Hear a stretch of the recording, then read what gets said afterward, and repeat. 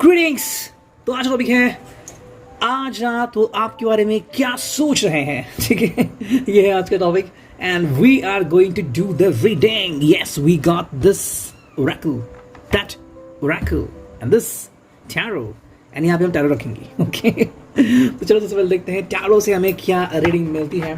ठीक है, this is general reading, let's consider it. ठीक है, कितना मैच हो जाए ले लीजिए। Okay so I am now picking up some cards, here we go. ठीक है, आज थोड़ा सा हम यूनिक तरीके से रीडिंग लेते हैं। चलो भाई यहाँ से हम कार्ड करते हैं शफल। यह क्या पहला, ठीक है, दूसरा और तीसरा। ठीक है, यह गया चौथा। ओके, यह गया पांचवा, यह गया 6 एंड फाइनली 7 8। चलो 8 कार्ड लिए हमने, मैं साथ ही नहीं माना लेकिन चलो एक कार्ड एक्स्ट्रा ले लिया। तो देखते भी यहाँ पे रीडिंग क्या आती है। पहले मैं करता हूँ कार्ड्स को स्ट्रेट, सारे कार्ड हम सिर्फ स्ट्रेट ही लेंगे। यस, तो ये है अब स्ट्रेट कार्ड्स। देखते हैं यहाँ पे हमें क्या रीडिंग मिलती है and here we go, let's look at that. ठीक है, I hope you could see the card. ये जो पहला कार्ड है जो आपको दिख रहा है वो है 9 of swords, Gemini Libra Aquarius. I think ये पर्सन जो है वो कहीं ना कहीं किसी एक अपने वैचारिक रूप में अटके हुए हैं। ठीक है, आई थिंक ये कहीं ना कहीं किसी रूप से खफा हो सकते हैं या फिर कोई बात कंप्लीट नहीं हुई आप दोनों के बीच, उसको लेके परेशान है। उनका शायद सिर भी दुख सकता है, यू नो, बार बार उसी बात के बारे में सोचना कि मे बी वो आपसे कुछ कहना चाहते थे या फिर आपसे कोई आंसर पाना चाहते थे। ठीक है, या तो उनको आपसे कुछ इन्फॉर्मेशन चाहिए थी या तो आपको इन्फॉर्मेशन देना चाहते थे, वो कंप्लीट नहीं हुआ, उसकी वजह से अब वो तकलीफ में है। ऐसा होता ना कई बार कि हमें अगर हमारी बात रखनी ना मिले तो हम बहुत तकलीफ होते हैं, मन चिड़चिड़ करता है। वही बात हो रही है यहाँ पे। 9 ऑफ सॉर्ड्स में ये पर्सन आपसे बहुत कुछ कहना चाहते हैं या तो उन्होंने बहुत सफरिंग की है। मे बी अगर आपने इनका साथ बीच में छोड़ दिया था, फिर आप इनके साथ नहीं थे जब ये बहुत मुश्किल हालत में थे, तो क्या हुआ उनके साथ, कैसे हुआ और इन्होंने आपको कितना मिस किया, और तब आप इनके साथ नहीं थे तो कितना गुस्सा है इनके दिल में, वो शायद आपसे इजहार करना चाहते हैं। लेकिन अगर आप सुनने को रेडी नहीं हैं तो इनको तकलीफ बहुत हो रही है, बहुत होने वाले भी हैं। 5 ऑफ पेंटिकल्स, टॉरस और कैप्रिकॉर्न, बिल्कुल सही कार्ड। यहाँ पे जो बात आ गई कि कहीं ना कहीं ये पर्सन एकाग्र चित्त हो रहा है, एकांत में और निराश है। एकाग्र चित्त होने के लिए ये कोई एग्जाम नहीं दे रहा है कि भाई मेरा मन एकाग्र हो जाए। एकाग्र मतलब ऐसा हो रहा है कि सिर्फ और सिर्फ इसी बात के ऊपर फोकस है that you did not support him और सपोर्ट हर। ठीक है, एक होता है ना कि हम कहते हैं कि भाई हमारे वही होते हैं जो सच में हमारे काम आते हैं। अब जब इनका वो मोमेंटम आ गया कि आपको काम आना चाहिए, आप नहीं आए, तो कहावत ही गलत होगी। तो फिर कौन अपना कौन परा, क्वेश्चन आ गया। That is reason over here. इसी वजह से बहुत खफा है या फिर बहुत गुस्से में है, बहुत सैड एनर्जी में है। ठीक है, लग रहा है कि भाई कुछ मतलब है ही नहीं मेरे पास जिसको मैं एक्सेप्ट करूं। लग रहा है कि मानो सब कुछ चला गया है मेरे हाथ से, आई एम अलोन, मैं अकेला पड़ गया हूं। और क्वेश्चन आपके ऊपर कर रहे हैं, मे बी ये भी हो सकता है कि जो आपके दुश्मन हैं वो इनसे बात कर रहे हैं, या फिर ऐसे कोई फ्रेंड जो इनसे सरोकार नहीं रखते वो भी इनको सलाह दे रहे हैं कि अरे यार, इसका मतलब है उनको आपके बारे में कुछ फीलिंग ही नहीं है, उन्होंने आपको छोड़ दिया है, वगैरह वगैरह सारी चीज़ें शायद उनके दिमाग में चल रही होगी।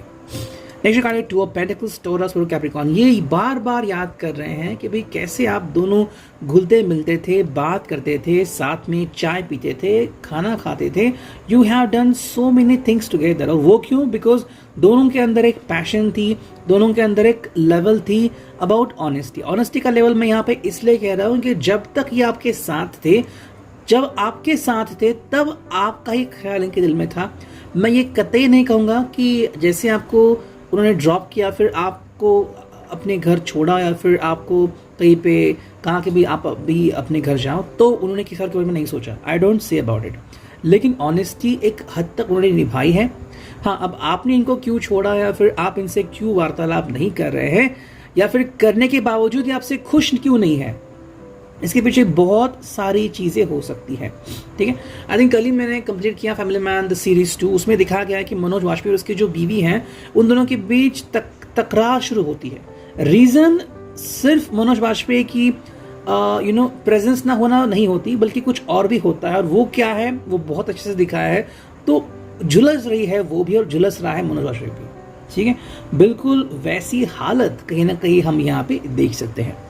नीचे कार्ड यहाँ पे वो है 10 of cups, cancer, Scorpio, Pisces. इनके हिसाब से भाई ये मोमेंटम कब आएगा जो बहुत पहले आ गया था। मेरे हिसाब से ये इस बात को बहुत पहले समझ रहे हैं, ठीक है।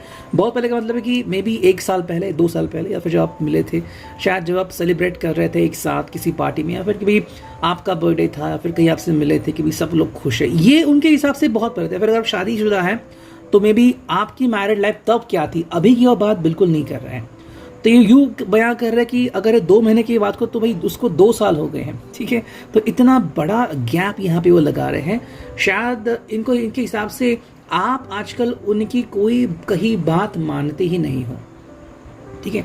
इनके हिसाब से आप उनकी हुक्म की नाफरमानी करते हो। अब क्यों करते हो वो तो आपके ऊपर है, करते हुए नहीं, लेकिन इनको तो ऐसा लग रहा है। भाई लगने को तो कुछ भी लग सकता है कि चांद हाथ में है।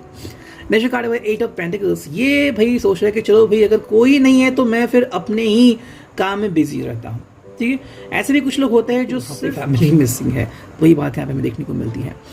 नेक्स्ट जो कार्ड है वो है the chariot, the cancer sign, ठीक है।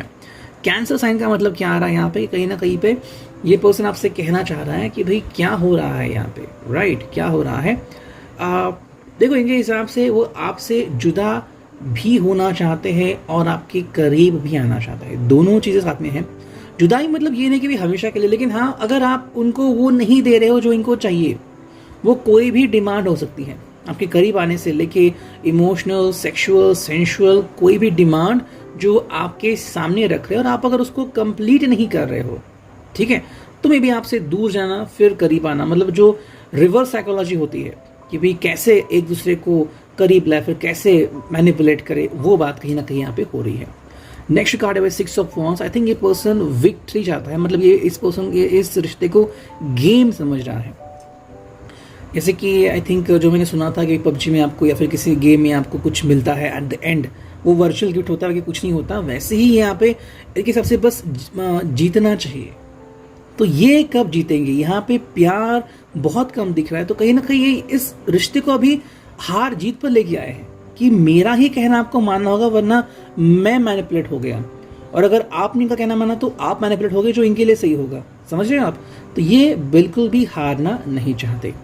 नेक्स्ट जो कार्ड आ गया, जो है लास्ट कार्ड, वो है 5 ऑफ स्वॉर्ड। इनके हिसाब से भाई ये लूज हो रहे हैं, ये हार रहे हैं, और उसके पीछे बहुत सारी वजह है। शायद इनके और आपके दोस्त भी आपकी साइड ले रहे हैं, लेकिन ये पर्सन फिर उनके खिलाफ जा रहा है कि भाई तुम मेरे दोस्तों की इनकी साइड ले रहे हो, तो फिर I don't need such kind of friend, मुझे ऐसे दोस्त चाहिए। सेकंड जो कार्ड यहाँ पे वो है स्टारलाइट। देखते हैं अब यहाँ से हमें क्या रेडी मिलती है। चलो करते हैं कार्ड्स की शफलिंग। हियर वी गो, ठीक है।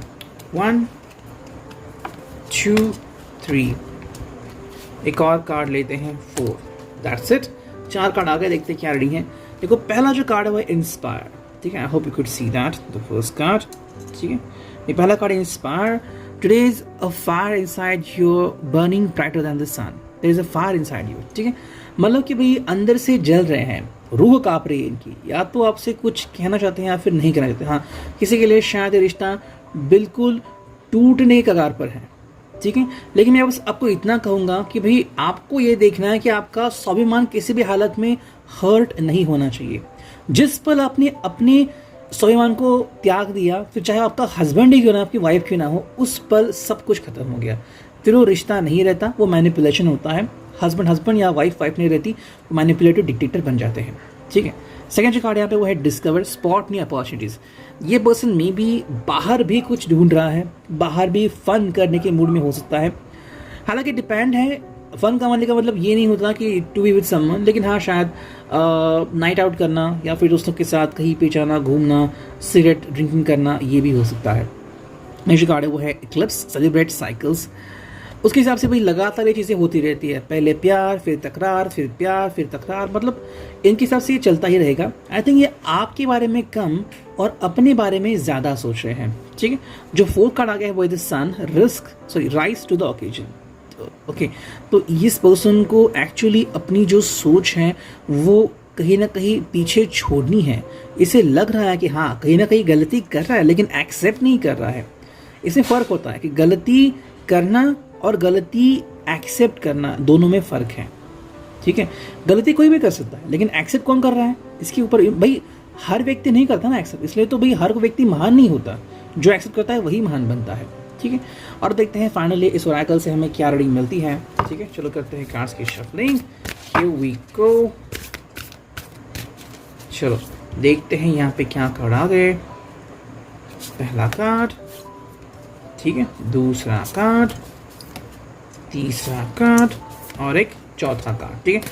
4 कार्ड लिया हमने। देखते हैं अब 4 कार्ड से यहाँ पे हमें क्या रीडिंग मिलती है।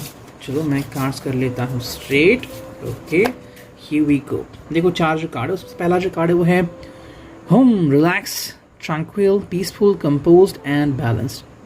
इस पर्सन के लिए रिलैक्स होना काफ़ी हद तक ज़रूरी है, लेकिन ये रिलैक्स नहीं हो पा रहा है। बार बार आपके बारे में सोचना इसको बेचैन कर देता है।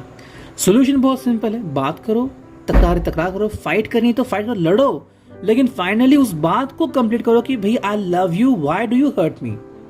अगर इनके हिसाब से आप इनको हर्ट करते हो तो भाई आपसे बात करके रोके कि भाई आप मुझे हर्ट करते हो, मैं आपको हर्ट नहीं करता। एटलीस्ट क्लियर हो जाएगा। ये क्लियर नहीं कर रहे हैं, यही मान रहे हैं कि मैं ही हर्ट होता हूं और आप हर्ट नहीं होते।